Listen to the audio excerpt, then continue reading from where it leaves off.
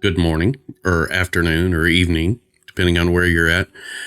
Today we're going to continue on with reading the Quran, a chronological modern English interpretation by Jason Chris Houck. Let's go. Okay, chapter 67, Surah 51, The Scattering Winds. Know by the winds that scatter, that bear the rain clouds, that guide the ships and the seas, that carry the angels to dispense blessings with God's command, that what is promised is the truth. Judgment day will surely come to pass.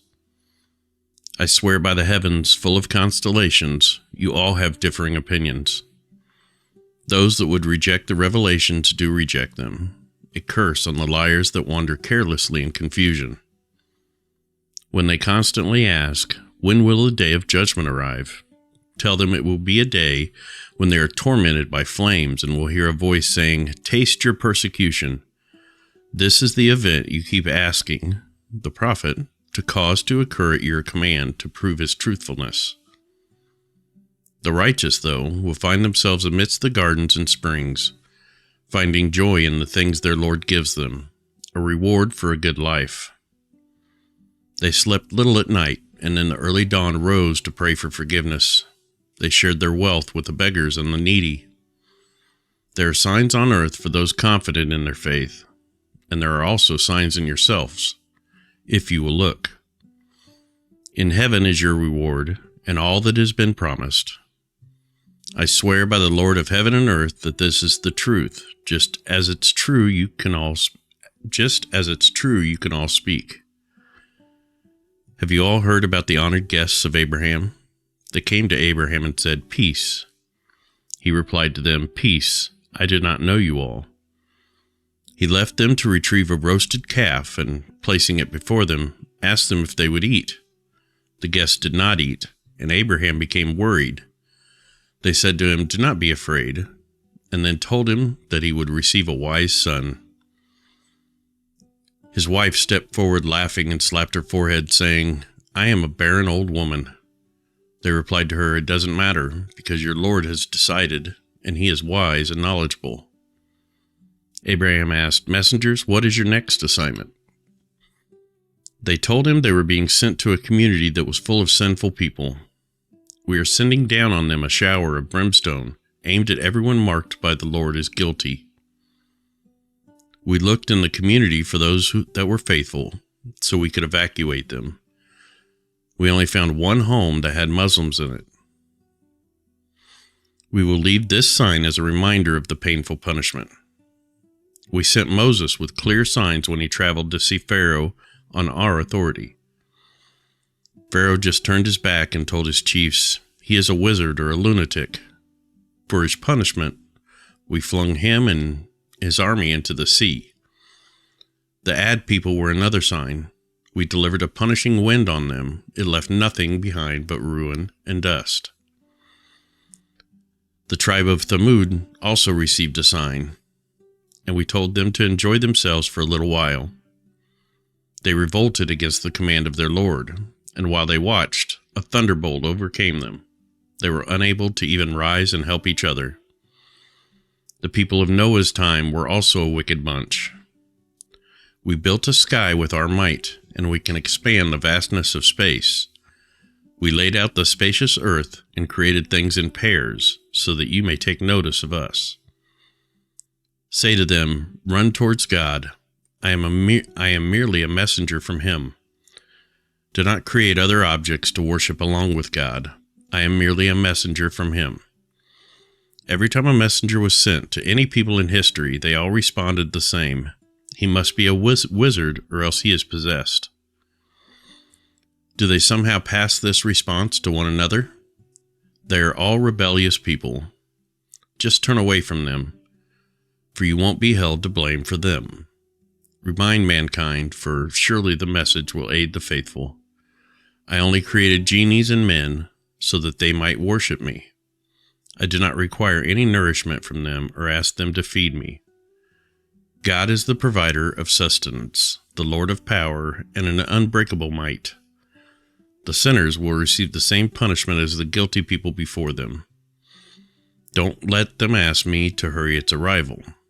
There is misery for the unfaithful on that day that is promised to them. Chapter 68, Surah 88, The Overwhelming. Have you heard about a future overwhelming event? That day when some faces will be wearing humiliation as they wearily enter the flames and must drink boiling water. They will have only cactus to eat, which will not provide nourishment or stop the hunger. Others on that day will be joyous, pleased with their past life, and reside in gardens on high, where they won't hear any more lies or idle talk. The fountains will gush near the raised thrones, and goblets will be set out.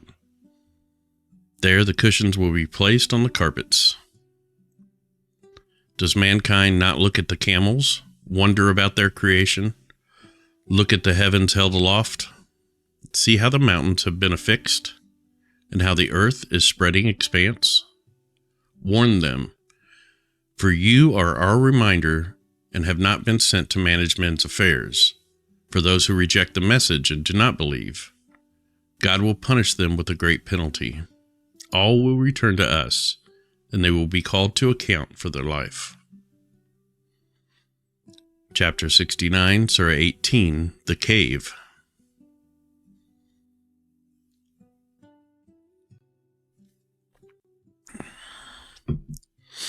Give praise to God who sent this book to his servants and only filled it with truth. The book offers a path for the righteous and also a warning of punishment. It offers good news to the faithful that do good works, that they will receive a fair reward where they will reside eternally. It also warns those who say that God has taken a son, that they have no knowledge about what they are saying, and neither did their fathers. They are speaking a monstrous lie. You would worry yourself to death if you constantly have concerns about those who don't believe this message. Everything on earth we created as a glittering distraction so that we can test mankind and see who lives a righteous life. In the end, we will make the earth a barren wasteland. Do you think that the experience of the companions of the cave and the inscription were part of our wondrous signs? One day, some young men took refuge in a cave and prayed, "Lord, send us your mercy and help us through this crisis." We made them deaf and left them in a cave for a number of years, and then woke them to see which of the two was able to determine how long they had been in the cave. We share this true story with you because they were two youths that were faithful, and therefore we increased their guidance.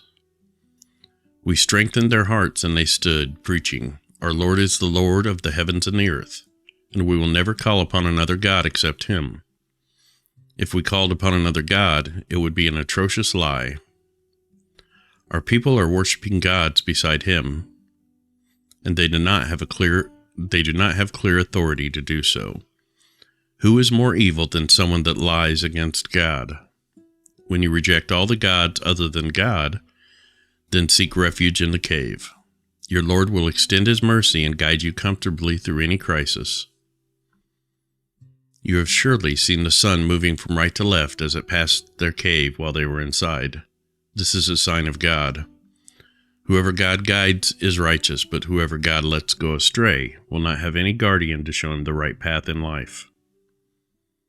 If you saw them in the cave, you would have thought they were awake while they slept. We turned them from their left to right sides. Their dog lay stretching his paws across the cave threshold. If you had come upon them, you would have run from them in terror. When we woke them from their long sleep, they questioned each other.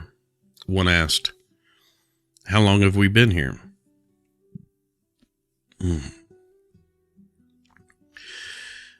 One of them said, "Maybe a day or part of a day." Later, one said, "God alone knows how long we have stayed here. Let's send someone with money into the nearest town to find some pure foods for your hunger. Have him act courteously and take care not to tell anyone about you all. If they should figure out who you are, they might stone you to death or force you back into their religion." We did let the people of the city know about the young men in the cave, so they could learn that the promise of God is true and that the hour of judgment would surely come.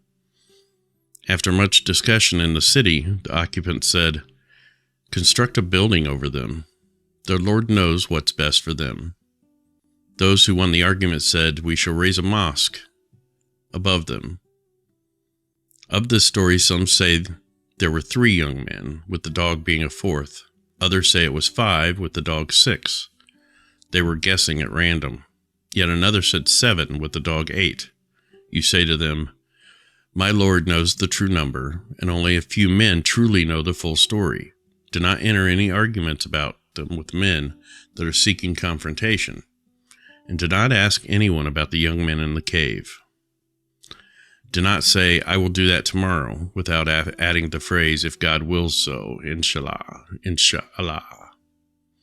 And pray to your Lord if you forget the phrase and ask, 'Maybe my Lord will guide me to a more righteous path than this.'"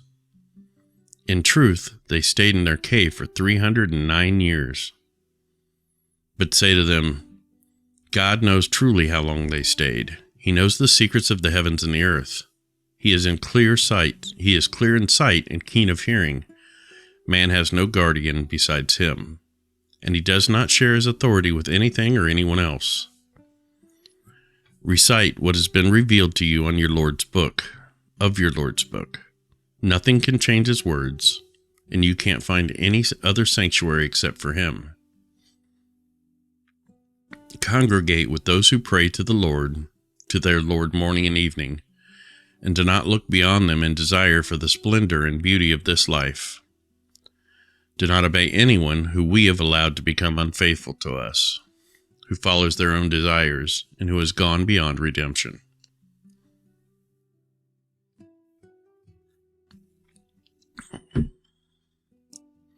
Say to them, "I speak the truth from your Lord. Anyone that chooses can believe, and anyone that chooses to can fail to believe. We have created a fire for the unfaithful. It will enclose them like a tent. When they cry for relief, they will be given water like molten metal. The dreadful act of drinking will scald their faces. They will not rest in comfort. For the righteous and faithful, we will count every good deed. They will be in the eternal gardens with rivers flowing beneath them. As they wear bracelets of gold and green clothes made of fine embroidered silk, they will recline on the couches, an excellent reward and a fine resting place. Tell them the parable of the 2 men. For one man, we had provided 2 gardens of grapes and surrounded it with date palms. Between the 2 men, we placed a cornfield. These 2 gardens were very successful. They always bloomed, and we placed a spring inside them. One day, when the men were arguing, the man with the bountiful garden said to his neighbor, 'I am richer than you, and more men follow me.' He then stood in his gardens, full of pride, and said, 'These gardens will never fail. I don't think the judgment hour will ever come. And even if I am brought in front of my Lord for judgment, surely he will reward me with something even better.' His neighbor said to him during their talk, 'Do you mean to deny him, he who created you from dust and a drop of seed and molded you into a man?' He continued, 'I say that God is my Lord, and I do not create any partners equal with God.' Then he asked the prideful farmer, 'Why didn't you walk in your garden and say, God has made this as he wishes. There is no power besides God's?' He continued, 'While you think I am inferior to you in wealth and children, have you considered that my Lord might give me something better than your garden, and that he might send down the thunderbolts on your land and leave it scorched, or that the water level may sink so low that you can't reach it?' Then his fruits came to ruin, and he sat wringing the dirt and the vines dead on the trellises in his hands. All he could say was, 'Poor me, if only I had not attributed a partner to my Lord.' He now had no one to help him except for God, and he couldn't help himself. The only protection comes from God, the true Lord. He is the best judge of rewards and payback. Explain to them the parable of their life in this world. It is like the rains that we send down, so the vegetation can grow into a tangled mess that eventually breaks into pieces and is scattered by the winds. God has power over all things. Wealth and children are but ornaments of this life. The things that endure are good deeds. They are the things most rewarded by your Lord and provide you the best foundation for hope.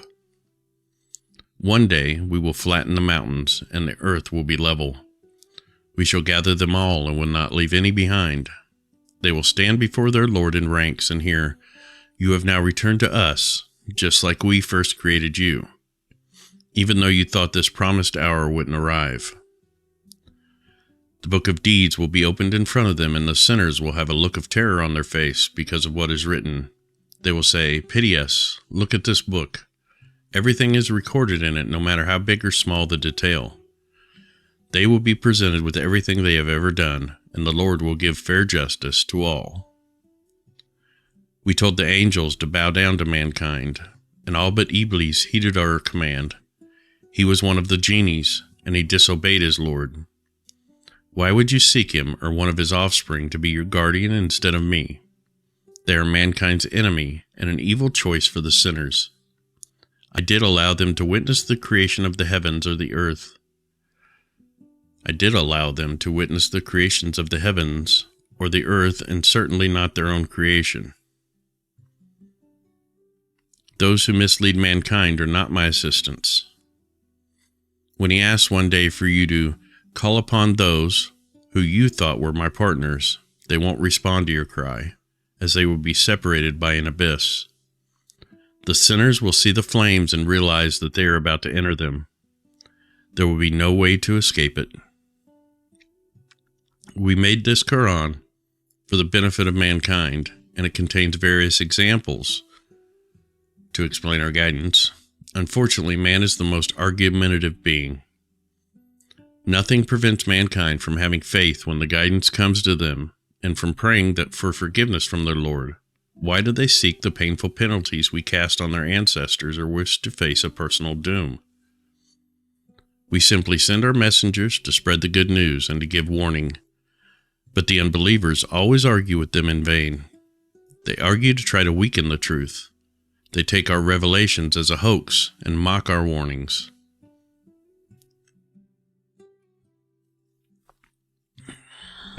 Is there any greater sinner than the man who hears out revelations and then rejects them and tries to ignore the deeds he has done with his own hands? We have hardened their hearts and plugged their ears, so when you try to share our guidance, they will never accept it. Your Lord is forgiving and merciful. If he called the unfaithful to account immediately, it would be speeding up their punishment. They have a certain lifespan ahead of them, but after that, they cannot escape justice. It was the same for the communities we destroyed in the past. They were sinning, and we set a specific time for their destruction. Moses spoke to his servant during their travels. We will journey until we reach the junction of the two seas, or until I have traveled for years. When they reached the junction, they forgot about the fish they carried, and it made its way into the sea. Farther along the journey, Moses said to the servant, "Let's eat a meal, as we have grown tired." The servant replied, "Satan made me forget to tell you, but when we were on the rock by the sea, the fish somehow made it into the water." Moses spoke, "That was what we were looking for." Then they retraced their path to the rock. There they found one of our servants that we had bestowed our mercy on and gave our knowledge to. Moses asked, "May I follow you on the condition that you share with me the knowledge that you have been taught?" The servant of God replied, "You will not be able to bear me. How can you have the patience to learn something of which you have so little understanding?" Moses replied, "You will find that I am patient, and I will not disobey you."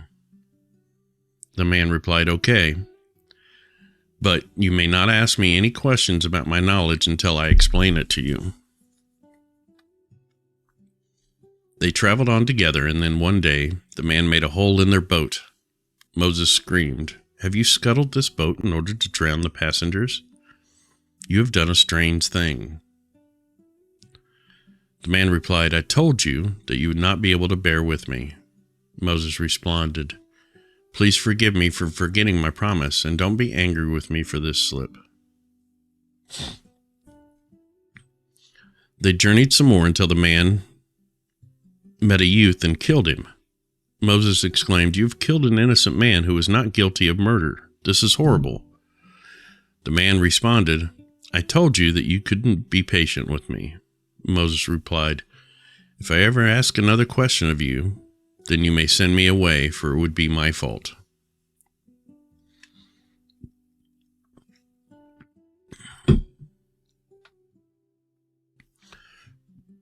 On they went until they arrived at a town where the citizens refused them as guests.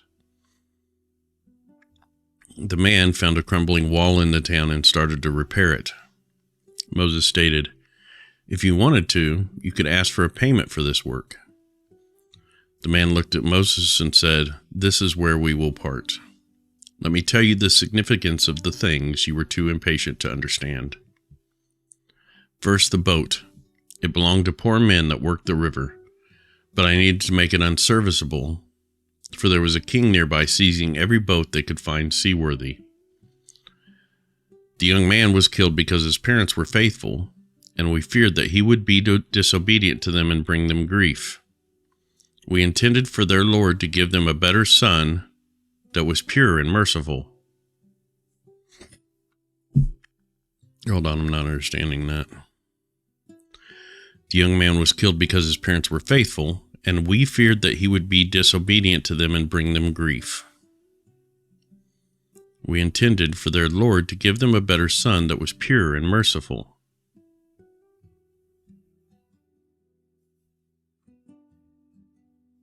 Finally, the wall. It was the wall of 2 young orphans in the town. Beneath the wall was a treasure that their father left to them.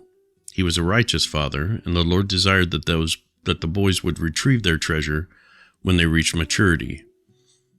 I did none of this by my own accord. That is the justification of the actions you were too impatient for me to explain to you. When they ask you about Dual Carnain, say to them, "Let me recite his story. We established him as a power on earth and gave him ways to achieve anything. He followed a certain road until the sun set, and he found a muddy spring. Nearby were a people. So we spoke to him, 'Dual Carnain, you have the authority to be kind or to punish them.' Dual said, 'If you do wrong, we will punish you, and then you will be sent to your Lord, and he will deliver a most awful penalty. But if you are faithful and act righteously, you will be rewarded, and we will make your lives easier.' Then he followed another road until he came to a sunrise shining on another people that we had not given any shelter from the sun. He left them as he found them, and we knew what he was thinking. He again followed another road until he reached a valley between 2 mountains. Here he found a people that were nearly illiterate. They begged Dual Carnain, the Gog, and Magog. This is him talking. Dual Carnain, the Gog and Magog are corrupting the lands. We wish to pay you to erect a barrier between them and us. He replied, 'What my Lord has given me is better than your reward. So just help me with your labor, and I will build a barrier.' He commanded, 'Bring me pieces of iron.' Soon they had filled the space between the mountainsides, and he said, 'Now blow your bellows and bring me the molten metal to pour over this wall.' The neighbors were unable to scale the barrier or dig through it. He explained to them, 'This was a mercy from my Lord. One day when his promise comes true, he will level this barrier. The promise of my Lord is the truth. On that day we shall let men surge against each other like waves. Then the trumpet will sound, and we will gather them all together. Then we shall give the unbelievers a clear view of hell, those unbelievers that were blinded to my revelations and couldn't bear to hear them. Do the unfaithful think that they can choose my servants to be a guardian instead of me? We have prepared hell as a welcome for the unbelievers. Say to them, shall we tell you who will lose the most by their deeds in life? It's the people who waste their whole lives' effort while thinking that they were doing good deeds.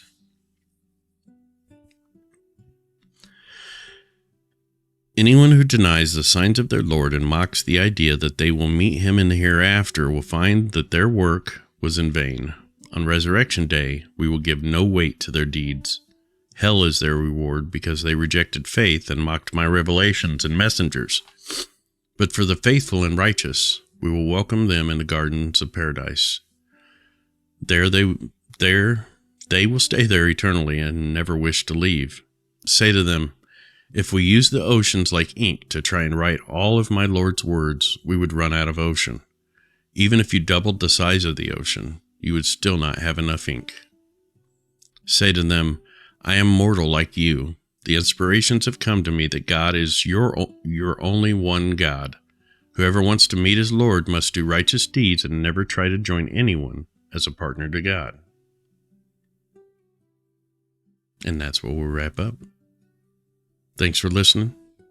Hit the like button, subscribe, all that stuff if you're still here. I'll see you next time.